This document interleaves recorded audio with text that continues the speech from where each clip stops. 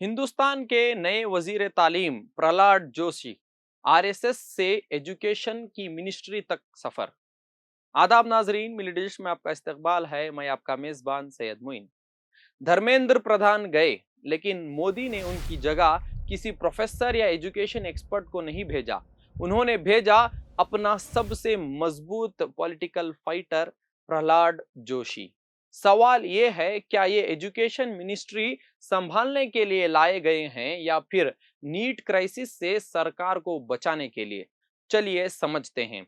धर्मेंद्र प्रधान के रेजिग्नेशन के बाद प्रहलाद जोशी को एजुकेशन मिनिस्टर की जिम्मेदारी दी गई है, लेकिन इस फैसले को सिर्फ एक नॉर्मल कैबिनेट रिशफल समझना बड़ी गलती होगी। प्रहलाद जोशी कर्नाटका के धारवाड़ से लगातार 5 बार लोकसभा एमपी से रह चुके हैं। वो पहले पार्लियामेंट्री अफेयर्स मिनिस्टर भी रह चुके हैं। पार्लियामेंट में ऑपोजिशन को हैंडल करना, हंगामा कंट्रोल करना और गवर्नमेंट की स्ट्रेटजी को फ्लोर पर इंप्लीमेंट करना उनकी सबसे बड़ी पहचान रही है।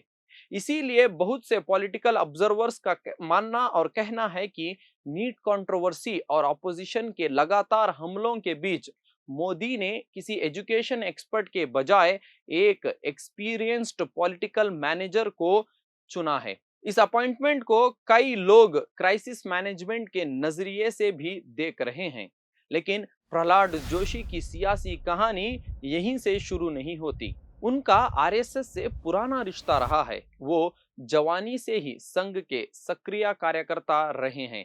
नेशनल लेवल पर उनका नाम सबसे ज्यादा हुबली ईदगाह मैदान मूवमेंट के दौरान सामने आया था। 1990 के दशक में डिस्प्यूटेड ईदगाह मैदान पर तिरंगा लहराने की मुहिम में उन्होंने अहम भूमिका निभाई। इस मूवमेंट के बाद कर्नाटका में काफी कम्युनल टेंशन्स और हिंसा की घटनाएं भी देखने को मिली हैं। इसी दौरान प्रहलाद जोशी बीजेपी के एक मजबूत हिंदुत्व चेहरे के रूप में उभर आए हैं। आज जब उन्हें एजुकेशन मिनिस्ट्री दी गई है, तो सवाल सिर्फ एजुकेशन का नहीं है। सवाल ये है कि क्या मोदी ने एक पॉलिटिकल क्राइसिस को कंट्रोल करने के लिए अपना सबसे भरोसेमंद फ्लोर जनरल मैदान में उतारा है। अब देखना होगा कि प्रहलाद जोशी नीट कंट्रोवर्सी और एजुकेशन मिनिस्ट्री के चैलेंजेस को किस तरह हैंडल करते हैं।